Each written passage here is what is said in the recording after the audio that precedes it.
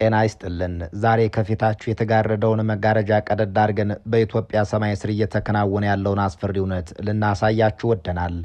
ከአድማስ አድማስ፣ ከጎንደር ተራሮች እስከ ሸዋ ሜዳዎች፣ ከወሎ ገደላ ገደሎች እስከ ጎጃም ወንዞች ምድሩ በባሩድ ጭስ ታፍኗል። ሰማዩ በድሮን ውካታ ተሞልቷል። ዝምታ የለም። ያለው የጩኸት የሞትና የጥይት ሩምታ ብቻ ነው። በአማራ ክልል እየተቀጣጠለ የፋኖ እንቅስቃሴ አሁን ከመደበኛ የሽምቅ ውጊያ አልፎ የኢትዮጵያን ማዕከላዊ መንግስት ህልውና ወደሚፈታተን የሞት ሽረት ጦርነት ተሸጋግሯል። በቀጠናው ሀገራት ዘንድ ነገሩ ቀልድ ነበር። አሁን ግን መቅሰፍት ሆኗል። 4 ኪሎ ቤተ መንግስት ውስጥ ያሉት ባለስልጣናት በውጭ ካሜራዎች ፊት ፈገግ ይላሉ። ሰላም ነው ይላሉ። ህግ እያስከበርን ነው ሲሉ ይደመጣሉ። ነገር ግን ከግንባር የሚመጣው የደህንነት ሪፖርት ሌላ ነው። እንቅልፍ የሚነሳ የቤተ መንግስቱን መሰረት የሚያናውጽ የዙፋን እግሮችን የሚበላ እሳት እየተቀጣጠለ ነው። ፋኖ ይህ ስም ብቻውን የገዢውን ፓርቲ ጀኔራሎች ሲያርበደብድ ከርሟል። ፋኖ በዘመናዊ ታንክና ድሮን የማይበገር እንደ ውሃ የሚፈስ እንደ አየር የሚሰወር እንደ መብረቅ የሚወርድ እንቆቅልሽ ኃይል ሆኗል። መንግስት ደመሰስኩት ብሎ ዜና አውጆ ካሜራውን ሳያጠፋ ፋኖ ከጀርባው ይበቅላል። ከተማ አስለቅቃለሁ ብሎ ሰራዊት ሲልክ ሰራዊቱ ይዋጣል፣ መሳሪያው ይማረካል፣ ታንኩ የፋኖ ይሆናል። አሁን ጥያቄው ማን ያሸንፋል የሚለው ተራ ጥያቄ ሳይሆን ጥያቄው ኢትዮጵያ እንደ ሀገር ትቀጥላለች ወይ የሚለው አስፈሪ እውነት ሆኗል። የመከላከያ ሰራዊቱ ያ የሀገር ኩራት የነበረው ተቋም በፖለቲካ ሴራ ተተብትቦ በወገን ጦርነት ተማግዶ ሞራሉ ተነክቷል። ዛሬ ወታደሩ ወደ ግንባር ሲሄድ የሚታየው የአሸናፊነት ወኔ ሳይሆን የማንንም ጦርነት ነው የምዋጋው የሚል የተምታታ ስሜት ሆኗል። በሌላ በኩል ፋኖ በሞት አፋፍ ላይ ቆሞ ለህልውና፣ ለክብሬ፣ ለሀገሬ እያለ በባዶ እግሩ ታንክ ይማርካል። ይህ ሁሉ ሲሆን ግን አንድ ያልተመለሰ ብዙዎች በሆዳቸው የያዙት ትልቅ ምስጢር አለም። ጠቅላይ ሚኒስትር አብይ አህመድ ይህን በቤታቸው የተቀጣጠለውን እሳት ለማጥፋት አቅማተው ይሆን ወይስ ሆን ብለው እሳቱን እንዲቀጣጠል ፈቅደዋል? ወይስ የፋኖ ክንድ ከአቅማቸው በላይ ሆኖ የስልጣን ዘመናቸው ፀሐይ እየጠለቀች ነው? ግንባር ላይ ያለው ሁኔታ ከቁጥጥር ውጭ ነው። ከተሞች በየቀኑ ከእጅ ወደ እጅ ይለዋወጣሉ። መንገዶች ተዘግተዋል። ኢኮኖሚው እየተንገዳገደ ነው። የዋጋ ግሽበቱ ሰማይ ነክቷል። ህዝቡ በመከራ አለንጋ እየተገረፈ ነው። ይህ በኢትዮጵያ ምድር የሚፈሰው ደም፣ ይህ በአማራ ክልል የሚሰማው የጩኸት ድምፅ፣ ይህ ከማዕከላዊ መንግስቱ መዳከም ለአንድ አካለ ሰርግና ምላሽ ሆኖለታል። ለማን የተባለ እንደሁ ለታሪካዊ ጠላቶችና ለጥቅም አዳኞች። አንድ ቤት ሲሰነጠቅ፣ ጣራው ሲፈርስ፣ ግድግዳው ሲንገዳግድ ጎረቤት ምን ይላል? ይህ ቤት ሊፈርስ ነው፣ ድርሻዬን ልውሰድ ይላል። ጅቦች የሚሰበሰቡት አንበሳው ሲዳከም ነው። ልክ በዚህ ሰዓት ኢትዮጵያ በፋኖና በመንግስት ጦርነት ተወጥራ አቅሟ ተመናምኖ ትኩሮታ ተበታትኖ ባለችበት በዚህ ወሳኝ ሰዓት በቦሌ አውሮፕላን ማረፊያ ያልተጠበቁ እንግዶች እየገቡ ናቸው። ለምንድን ነው የሳውዲው ልዑል በድንገት የተከሰተው?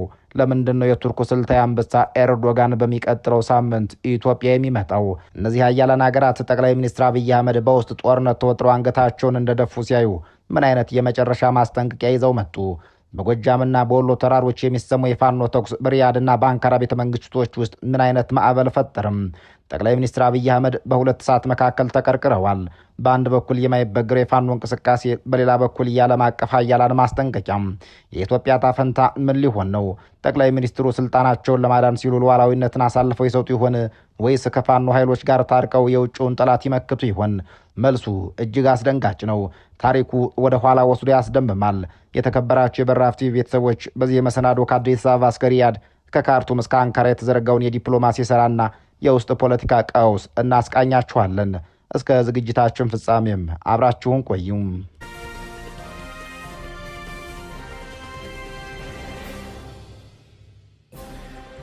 የአዲስ አበባ ሰማይ ከወትሮ በተለየ ዲፕሎማሲ ደመና አርግዞ ሰንብቷል።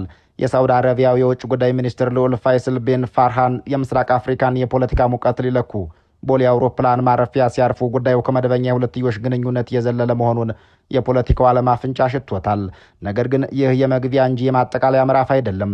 ምክንያቱም በሚቀጥለው ሳምንት የምስራቁ ዓለም የፖለቲካ ስስት የሆነችው ቱርክ ፕሬዝዳንት ረሲብ ጣይብ ኤርዶጋን የዚህን የዲፕሎማሲ ጫና ሚዛን ሊደፉ እንደሚመጡ ይጠበቃል።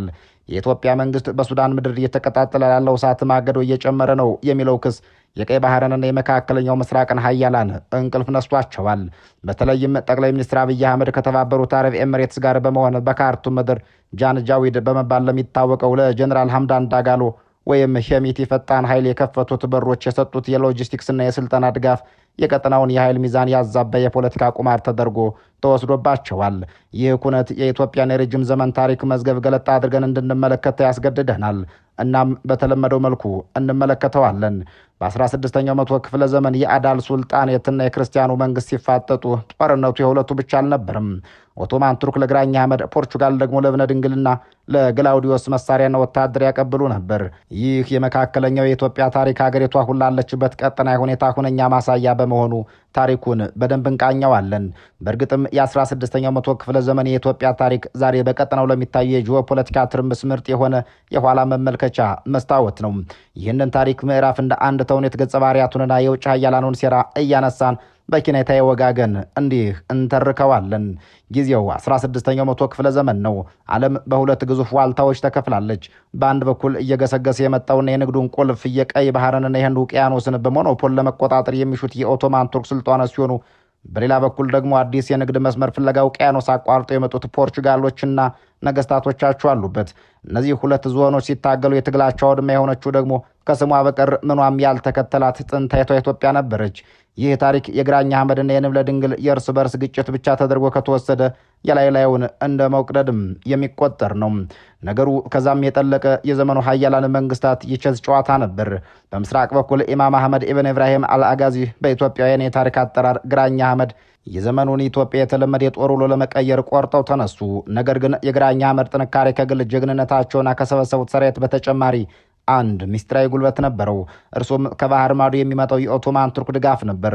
ቱርኮች ለግራኝ አህመድ የሰጡት ድጋፍ ተራ ወታደራዊ እርዳታ ብቻ አልነበርም። የወቅቱን እጅግ ዘመናዊ የጦር መሳሪያ የሆነውን ነፍጥ ወይም ማችሎክ፣ መስኬቶና መድፍ አቀበሉት። በወቅቱ የክርስቲያኑ መንግስት ሰራዊት ጋሻና ጦር፣ ፈረስና ጎራዴ ብቻ ታጥቆ በሚዋጋበት ዘመን የቱርክ ወታደሮች አልማሉክ ከግራኝ ጎን ተሰልፈው ባሩድ ሲያጨሱ የጦርነቱ ሚዛን ተገለበጠም። ቱርኮች ይህን ያደረጉት ለሃይማኖት ወገንተኝነት ብቻ ሳይሆን ኢትዮጵያን በመቆጣጠር የአባይ ምንጭንና የቀይ ባህርን በራፍ ለመያዝ በነበራቸው ስልታዊ ፍላጎት ነበር። የሽምብራ ኩሬ ጦርነት ሲጀመር የንጉሥ ንብለ ድንግል ሰራዊት በቱርክ ነፍጥ ሲገረፍ የኢትዮጵያ ለመጀመሪያ ጊዜ የውጭ ኃይሎች በውስጥ ጉዳይ ጣልቃ ሲገቡ የሚፈጥሩትን ልዩነት አስተዋለች። ንጉሡ ንብለ ድንግል በስደትና በመከራ ሆነው ወደ አውሮፓ ነገስታት የላኩት የድረሱልኝ ጥሪ በሊዝቦን ቤተ መንግስት ተሰማም። ልጃቸው አጼ ግላውዲዮስ ወደ ስልጣን ሲመጡ የፖርቹጋል መንግስት የቫስኮ ዴጋማን ልጅ ክርስቶፎል ዴጋማን ከ400 ምርጥ ነፍጠኛ ወታደሮች ጋር ወደ ኢትዮጵያ ላክም። ታሪኩ የአሁኑን ዘመን የሚመስለውም እዚሁ ጋራ ነው። ፖርቹጋሎች የመጡት ለኢትዮጵያ ፍቅር ብቻ አልነበርም። ዋናው ዓላማቸው የኦቶማን ቱርክ መስፋፋት መግታትና የአፍሪካን ቀንድ ከእስልምናው ዓለም ተጽዕኖ ውጭ ማድረግ ነበር። የኢትዮጵያ ተራሮች የሁለት ባላንጣ የውጭ ኃይሎች ማለትም የቱርክና የፖርቹጋል መፈተሻ ሜዳ ሆንም። በመጨረሻም በ1543 ዓ ም በወይና አደጋ ጦርነት የፖርቹጋል ነፍጠኞች ከኢትዮጵያ አርበኞች ጋር፣ የቱርክ ነፍጠኞች ደግሞ ከግራኝ ጦር ጋር ፊት ለፊት ተፋጠጡ። ድሉም ለግላውዲዮስ ሆነ። ነገር ግን ኢትዮጵያ ከዚህ ጦርነት የተረፈችው በከባድ ዋጋ ነበር። አብያተ ክርስቲያናት ነደዋል፣ ቅርሶች ወድመዋል፣ የህዝብ ስነ ልቦና ተጎድቷል። ሀገሪቷም በኢኮኖሚ ደቃለች። ይህንን የሀገሪቷን ታሪክ ወደ ዛሬ ስናመጣው ትዕይንቱ እጅግ አስደንጋጭ በሆነ ሁኔታ ተመሳሳይ ሆኖ እናገኘዋለን። በእርግጥም ተዋናዮቹ ተቀይረዋል። ጨዋታው ግን ያው አንድ ነው። ያኔ ኦቶማን ቱርክና ፖርቹጋል እንደነበሩት ዛሬ ደግሞ ሳውዲ አረቢያ፣ ቱርክ፣ ኤምሬትስ፣ ግብፅና ምዕራባውያን በቀይ ባህርና በአፍሪካ ቀንድ ላይ ያላቸውን የበላይነት ለማረጋገጥ ኢትዮጵያንና ሱዳንን እንደ መጫወቻ ሜዳ እየተጠቀሙ ናቸው።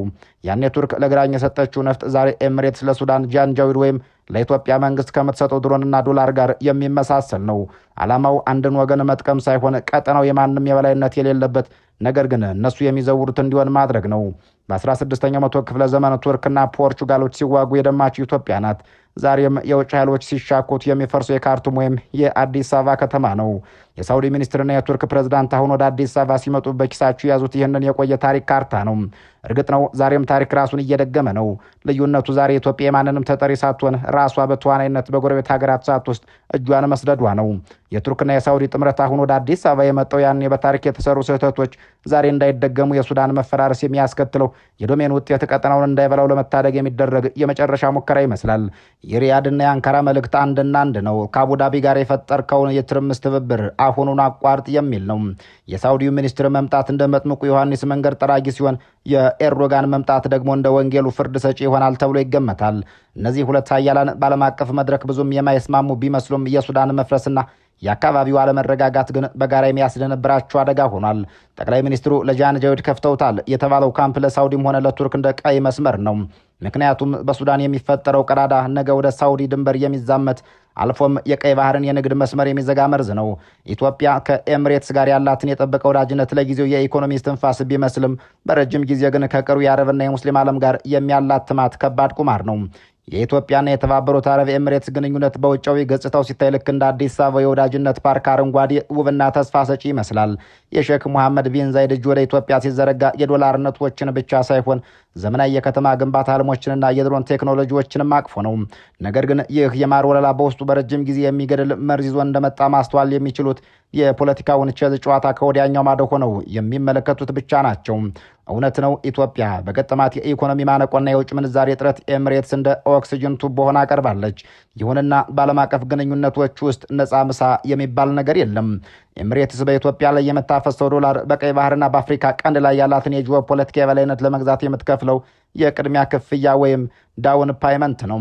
ችግሩ የሚጀምረውም እዚሁ ላይ ነው። ኤምሬትስ በአካባቢው የምታጫውተው ሚና ከቅሩ የአረብና የሙስሊም ዓለም ፍላጎት ጋር እየተቃረነ መሆኑ ነው። ሳውዲ አረቢያ የመካከለኛው ምስራቅ ታላቅ ወንድምና የእስልምናው ዓለም ወይም ሱኒ መሪ ናት። ሪያድ ለቀጠናው ያላት ራዕይ መረጋጋት ሲሆን፣ ኤምሬትስ ግን በብዙዎች ዘንድ የትንሽ ስፓርት እየተባለች የምትጠራ ተጽዕኖዋን ለማስፋት ሲባል ትርምስን እንደ መሰላል የምትጠቀም ሀገር ሆናለች። በተለይም በሱዳን ጉዳይ ሳውዲ አረቢያ የሱዳንን መንግስታት ወይም ቡርሃንንና ተቃዋሚውን መዋቅርን ስትደግፍ፣ ኤምሬትስ ደግሞ ለአመፀኛው የጃን ጃዊድ መሪ ሄሜቲ ጀርባ አጥንት ሆናለች። ኢትዮጵያ በዚህ መሃል ከኤምሬትስ ጋር አብራ ስትቆም በቀጥታም ሆነ በተዘዋዋሪ የሳውዲን ብሔራዊ ደህንነት እየተፈታተነችው ነው። ይህ ማለት ደግሞ ኢትዮጵያ ለአንድ ባለጸጋ ሀገር ወይም ኤምሬትስ ወዳጅነት ብላ የረጅም ዘመን ታሪካዊ የኢኮኖሚያዊና ሃይማኖታዊ ትስስር ያላትን ሳውዲ አረቢያን እያጣች ነው እንደማለት ነው። ነገ ሳውዲ ፊቷን ብታዞር በሚሊዮን የሚቆጠሩ ኢትዮጵያውያን ሰራተኞች ከሪያድና ጅዳ ሲባረሩ የሚፈጠረው ማህበራዊ ቀውስ የኤምሬትስ ዶላር ሊሸፍነው አይችልም። ጉዳዩም በሳውዲ አረቢያ ብቻ አይቆምም። ግብጽ ምንም እንኳን ከኤምሬትስ የገንዘብ ድጋፍ ብታገኝም በአባይ ውሃ ጉዳይና በሱዳን ደህንነት ላይ ከኢትዮጵያ ጋር አይንና ናጫ ናት። ኢትዮጵያ ከኤምሬትስ ጋር በመሆን በሱዳን እሳት ላይ ቤንዚን ማርከፍከፏ ካይሮን እየበለጠ እንድትቆጣና የአረብ ሊግን በሙሉ በኢትዮጵያ ላይ እንድታሰልፍ ምክንያት ይሆናታል። ቱርክም ብትሆን በሶማሊያና በሱዳን ያላትን ስልታዊ ጥቅም አሳልፋ አትሰጥም። ኢትዮጵያ የኤምሬትስን ጥቅም ፈረስ በጋለበች ቁጥር አንካራ ከአዲስ አበባ ልትርቅ ወይም ተቃራኒ ኃይሎችን ልትደግፍ ትችላለች። በመጨረሻም ይህ አካሄድ ኢትዮጵያን የብቸኝነት ደሴት ሊያደርጋት ይችላል። ከአፍሪካ ቀንድ ጎረቤቶቿ ማለትም ከሱዳን፣ ጅቡቲና ሶማሊያ ጋር ተጣልታ ከሳውዲና ከቱርክ ጋር ተኳርፋ ብቸኛ መከቷ አቡዳቢ ብቻ ከሆነች ይህ ትልቅ ስልታዊ ስህተት ነው። ምክንያቱም ኤምሬትስ ታማኝ ወዳጅ አይደለችም። ጥቅሟ ሲነካ ወይም ከአሜሪካ ጫና ሲበዛባት ኢትዮጵያን እንዳሮጌ ዕቃ ወርውራ ለመሄድ አታመነታም። ጠቅላይ ሚኒስትር አብይ አህመድ ከኤምሬትስ ጋር የገቡት ጋብቻ የቆንጆ ሴት ወጥመድ፣ ፈረንጆች ሆኒ ትራፕ የሚሉት አይነት ነው። ዛሬ ላይ የሚያምር የሚያብረቀርቅና ጣፋጭ ይመስላል። ነገር ግን ነገ በሱዳን የሚነሱ አቧራ ሲጠራና የሳውዲ ቁጣ ሲገነፍል ኢትዮጵያ ያተረፈችው የጥቂት ዓመታት የኢኮኖሚ ድጋፍ ያከስራት ግን የዘመናት የቀጠናዊን ወዳጅነት ሊሆን ይችላል። የዲፕሎማሲው ጥበብ የሚጠይቀው እንቁላልን ከድንጋይ ጋር ማጋጨት ሳይሆን በተለዋዋጭ የኃይል ሚዛን ውስጥ የራስን ጥቅም አስጠብቆ ከሁሉም ጋር በእኩል ርቀት መጓዝን ነው።